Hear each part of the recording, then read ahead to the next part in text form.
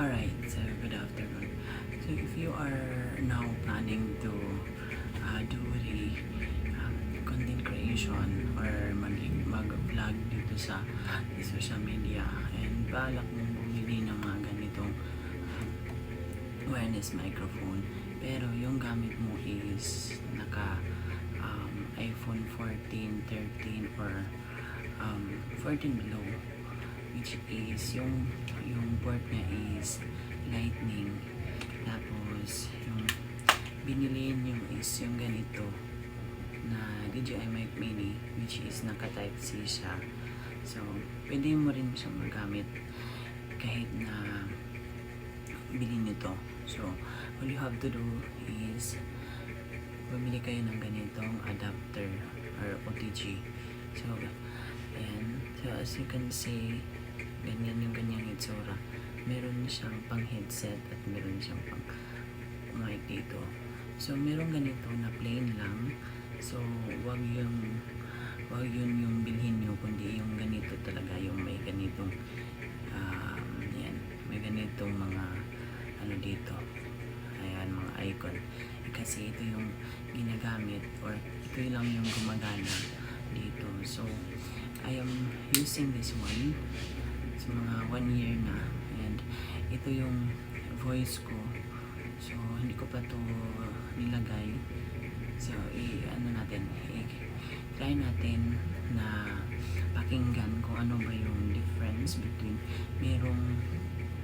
merong nakasaksak na DJI Mic Mini at itong wala. Okay, so again, gumamit ako nito matagal na and napaka-compact niya, kaya ayan, try na natin siya. So pakinggan nyo kung meron changes na mangyayari kung i-plug ko na to. Okay, so hindi ko na lang i-cut para mas ma-compare nyo. So ayan na siya. So as you can see, yellow yung kanyang light dito. So ang ibig sabihin yan is naka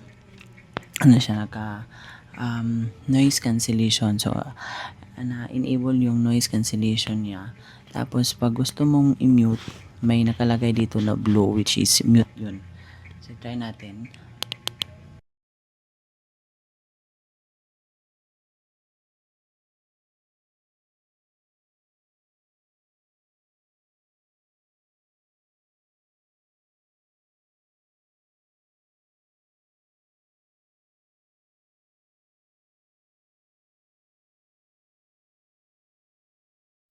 So ayan siya. Bumalik na yung solid green and solid yellow. So ibig sabihin yan is naka-on na yung noise cancellation natin. At kung gusto mong i-reduce yung level ng kanyang boses, meron tayong adjustable na knob dito. So yun lang yung i-adjust nyo. So again, if you are planning to buy this DJI Mic Mini, tapos naka iPhone 14 pababa kayo, or iPhone 14 Pro Max, 14 Pro below, so pwede mo rin tong bilhin kasi dati naka 8,200 ang presyo nito, kaya ngayon naka anong tawag doon, naka markdown, which is yung 2 microphone niya and one receiver is nasa almost 4,000 na siya. So malaki na yung kanyang difference between ngayon at before. So it's really an opportunity, a big opportunity to you, or a big discount sa mga bumibili ngayon, kasi ang laki ng masisave nyo kumpara nung pagbili ko nito. And take note, yung DJI Mic Mini is napaka konti lang ng stock. So ayan, palahin na out of stock to dito sa aking showcase. And meron naman itong bagong version ngayon, which is yung DJI Mic Mini 3, which is one receiver, tapos pwede mo na magamit in 4 microphones. Pero yung isa lang na microphone is nasa 10,000 pa siya. And kung gusto mo yung mas marami is nasa 18,000 to 20,000 plus na yung kanyang presyo. So yung quality naman niya is yung quality nito at saka yung bago is may konti lang yung difference. So, yung capacity lang ng receiver niya na kaya niyang sa pagsabayin yung four wireless mics. So, yun lang yun. Pero, yung durability niya is the same lang din.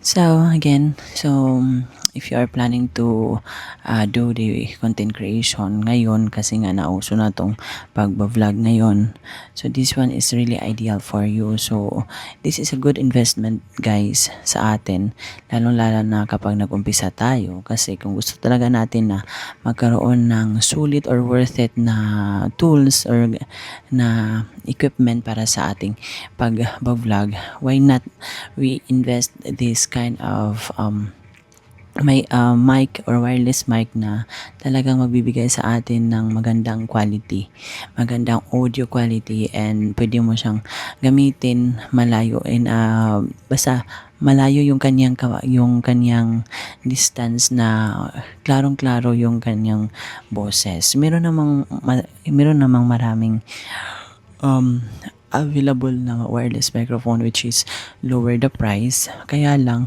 hindi din ma-meet yung expectation mo doon. So kung gusto mo na hindi ka ma-disappoint, so ito yung ma-advise or ma-recommend ko sa inyo, kasi ito is meron siyang windscreen, so pwede mo siyang tanggalin.